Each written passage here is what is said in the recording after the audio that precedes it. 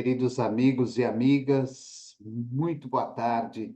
Estamos dando início ao programa Espiritismo e Vida neste domingo, dia 28 de abril de 2024, na nossa série Encontros com a Paz. Semanalmente fazemos um estudo do livro Pão Nosso, psicografia de Chico Xavier, editado pelo Espírito de Emmanuel. Hoje nós vamos adentrar ao capítulo 119, que tem como título Ajuda Sempre. E Emmanuel coloca uma passagem que está em Atos, capítulo 21, versículo 13. Em Atos, capítulo 21, versículo 13. Mas Paulo respondeu: Que fazeis vós, chorando e magoando-me o coração? Mas Paulo respondeu: Que fazeis vós, chorando e magoando-me o coração? E Emmanuel comenta: constitui passagem das mais dramáticas nos Atos dos Apóstolos, aquela em que Paulo de Tarso se prepara à frente dos testemunhos que o aguardavam em Jerusalém. Na alma heróica do lutador não paira qualquer sombra de hesitação. Seu espírito, como sempre, está pronto. Mas os companheiros choram e se lastimam. E, do coração sensível e valoroso do batalhador do Evangelho, flui a indagação dolorosa. Não obstante, a energia serena que lhe domina a organização vigorosa, Paulo sentia falta de amigos tão corajosos quanto ele mesmo. Então, nessa primeira parte, Emmanuel está nos lembrando desta passagem muito significativa e muito bonita, que está lá nos Atos dos Apóstolos, quando Paulo começa a se preparar para enfrentar os grandes testemunhos que o aguardavam em Jerusalém. E todos nós sabemos o quanto Paulo era um espírito determinado. Mesmo ainda como Saulo de Tarso, ele manifestava essa determinação lá, como Saulo, em perseguir os cristãos, em perseguir Jesus. Após a sua conversão, essa determinação se mantém ainda mais firme, mais forte e mais significativa na sua vida, porque ele passa a contar com o amparo muito próximo de Jesus para que ele pudesse realizar as suas tarefas e os seus compromissos de divulgação do cristianismo que ali se iniciava. E Paulo ficava meio, vamos dizer assim, chateado, aborrecido, se usássemos a linguagem dos dias atuais, com os seus companheiros que se lastimavam, choravam, justamente por este momento de prova tão significativa para Paulo de Tarso.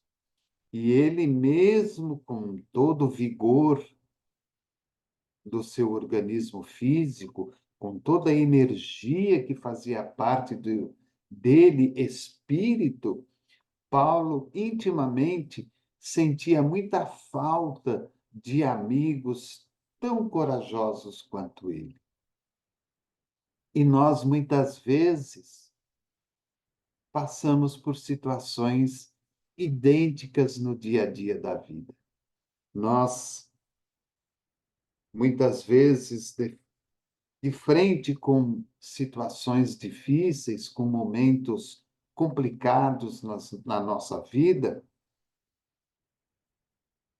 acabamos encontrando do nosso lado almas queridas que se sentem aborrecidas, que se sentem chateadas, lastimam, choram por aquilo que nós estamos ali passando, quando, na verdade, nós gostaríamos de ter alguém do nosso lado que nos encorajasse ainda mais, que nos desse força ainda mais para a continuidade daquilo que estamos, muitas vezes, atravessando no decorrer da nossa vida, no decorrer dos nossos dias. E Emmanuel diz que Paulo sentia a falta desses amigos tão corajosos quanto ele mesmo, porque esses amigos sabiam perfeitamente das inúmeras dificuldades que Paulo encontraria em Jerusalém.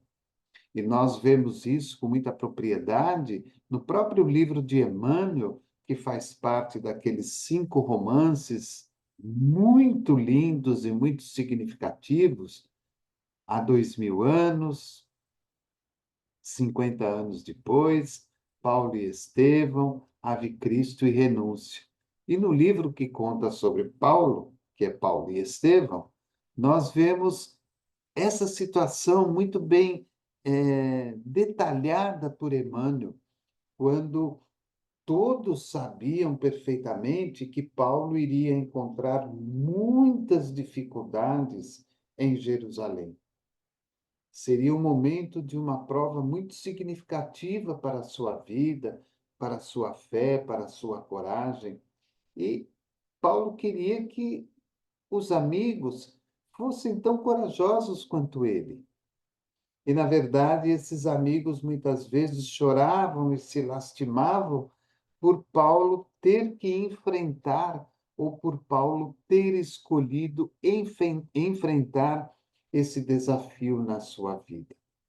Ele continua: os companheiros que o seguiam estavam sinceramente dispostos ao sacrifício.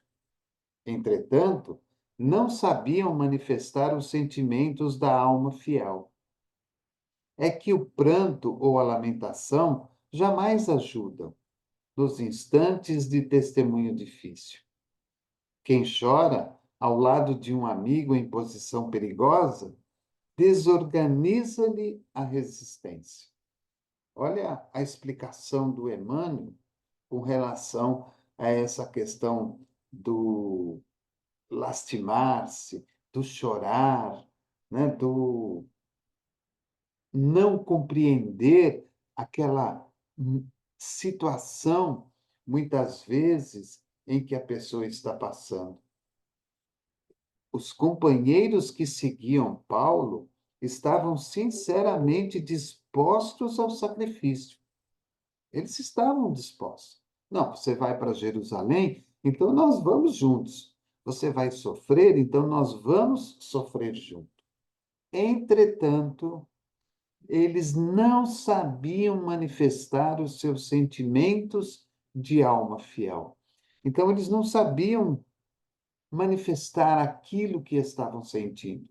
Eles não sabiam manifestar a disposição pelo sacrifício junto com Paulo. É que o pranto, aí Emmanuel explica, o pranto ou a lamentação jamais ajudam. Olha que interessante.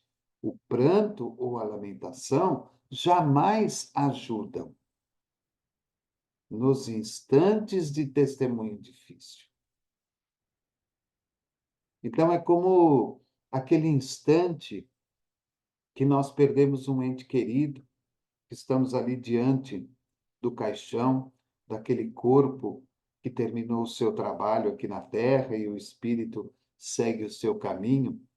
O pranto e a lamentação ali na beira do caixão, frente àquele corpo que já está inerte, que já está com a sua tarefa cumprida, não ajudam jamais nesses instantes de testemunho difícil. Quem chora, olha Emmanuel falando, quem chora ao lado de um amigo em posição perigosa desorganiza-lhe a resistência. Então, Paulo se encontrava numa posição perigosa. Ele sabia perfeitamente o que iria encontrar em Jerusalém e quais os riscos que ele corria em voltar a Jerusalém. Mas quando os amigos do lado começam a se lastimar, começam a chorar, começam a falar, começam aquele burburinho sem fundamento, isso desorganiza a resistência de quem está pleno daquilo que vai fazer. Voltando lá ao caso de uma pessoa querida que se vai, é claro que nós vamos chorar, é claro que nós vamos nos lamentar, é claro que nós vamos expressar a nossa tristeza pela perda. É natural do ser humano, mas que não façamos, aliás, desculpe, mas que não façamos disso algo além da conta, porque estaremos perturbando aquele espírito que acaba de desencarnar pela nossa incompreensão, pelo momento ali que estamos vivendo. Vamos chorar, vamos ter saudade, vamos falar de coisas boas, vamos falar de lembranças, mas tudo, na medida do possível, dentro de um ponto de equilíbrio, que seja salutar para mim e salutar para aquele espírito que acaba de desencarnar. Então, no caso de Paulo, essa lamentação, esse choro, essa reclamação, esse pessimismo, essa falta, muitas vezes, de uma fé mais sólida, de uma confiança mais profunda, acabava por desorganizar a resistência do próprio Paulo. Por isso que Emmanuel fala, Paulo sentia a falta de amigos tão corajosos quanto ele mesmo. Então eu vou a Jerusalém e estou convicto disso, de que vou a Jerusalém e de que vou enfrentar dificuldades e inúmeras retaliações. Agora, se eu tenho por trás de mim pessoas que estão ali murmurando negativamente, chorando negativamente, isso, de uma certa forma, abala a mim mesmo, naquela convicção que já tenho determinada dentro de mim, de que vou ter problemas, de que vou ter retaliações, resistências e assim por diante. Ele continua: Jesus chorou no horto, quando sozinho, mas em Jerusalém, sob o peso da cruz, roga às mulheres generosas que o amparavam a cessação das lágrimas angustiosas. Olha que bonito. A lembrança de Emmanuel, hein? Na alvorada da ressurreição, pede a Madalena esclareça o motivo de seu pranto junto ao sepulcro. Jesus chorou no horto, quando sozinho, mas em Jerusalém, sob o peso da cruz, roga às mulheres generosas que o amparavam a cessação das lágrimas angustiosas. Então, ali no horto, sozinho, Jesus chorou pela sua tarefa, pelo seu compromisso. Mas ali em Jerusalém, a grande capital, no grande local, Jesus não chora e pede para as mulheres que o amparavam, que cessassem aquelas lágrimas angustiosas. Lá, na alvorada da ressurreição, pede a Madalena esclareça o motivo de seu pranto junto ao sepulcro. Por que estás chorando? Estou aqui, à sua frente. naquele momento chamado de ressurreição, e que nós sabemos perfeitamente, nada mais foi do que a aparição de Jesus em espírito a Madalena, para a comprovação da vida após a morte. E ele continua: a lição é significativa para todo aprendiz. A lição é significativa para todo aprendiz. Se um ente amado permanece mais tempo sob a tempestade necessária, não te entregues a desesperos inúteis. Olha que interessante. Se um ente amado permanece mais tempo sob a tempestade necessária, não te entregues a desesperos inúteis. E isso acontece muito conosco. Choramos, ficamos lastimando, quando muitas vezes um ente amado, querido do nosso coração, está por muito tempo vivendo uma tempestade íntima e pessoal. Aquele espírito que está ali, muitas vezes, pediu aquela tempestade. Aquele espírito que está ali, em comum acordo com tudo e com todos, determinou aquela tempestade. Aquele espírito que está ali, muitas vezes pela sua imprevidência ao longo da caminhada, pelo mau uso do seu livre-arbítrio, criou aquela tempestade mais demorada para a sua vida. Falamos isso no domingo passado, na lição 118.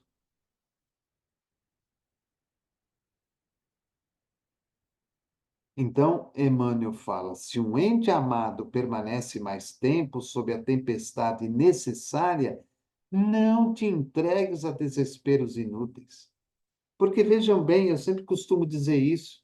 Se nós temos um ente amado, querido, numa tempestade mais longa, e nós começamos a nos entregar em desesperos, que, segundo Emmanuel, são inúteis, para a espiritualidade, para a vida, nós vamos agora ter dois problemas.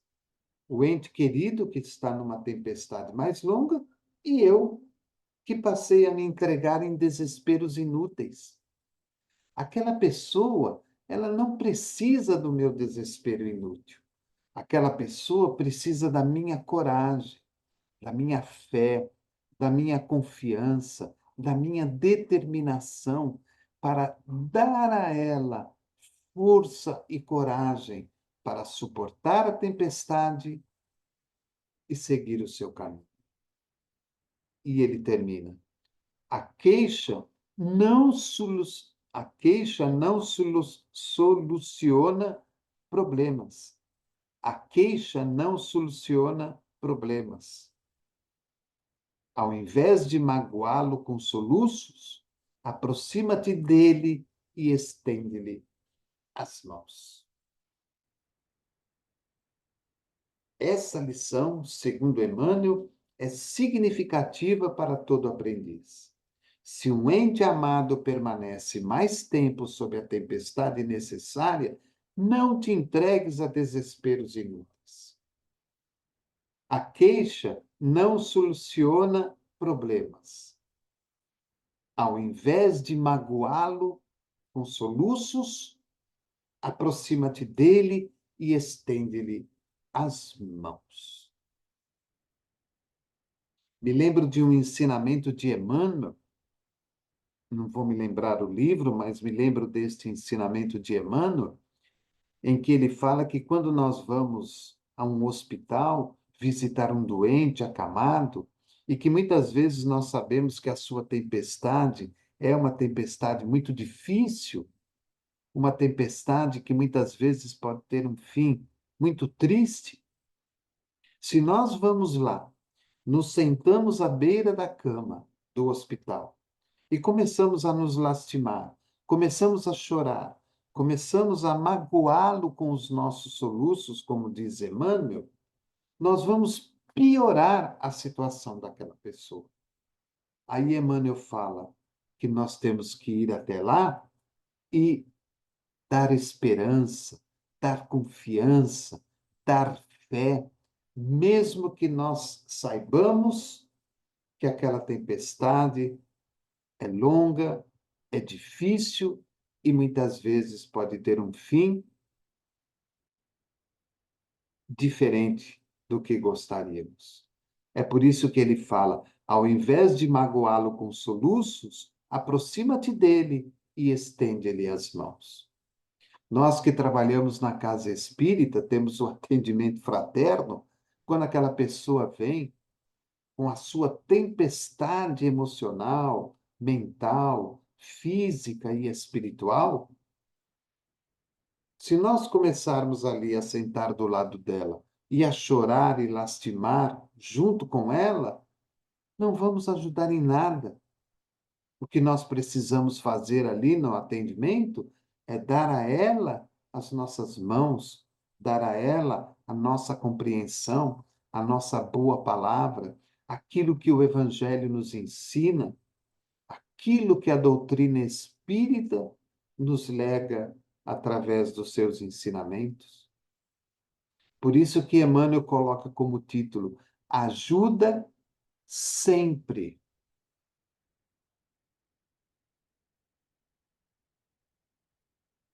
Encontramos uma pessoa na rua, um indigente, nós não vamos sentar ali com ele e ficar chorando o fato que está ocorrendo em sua vida.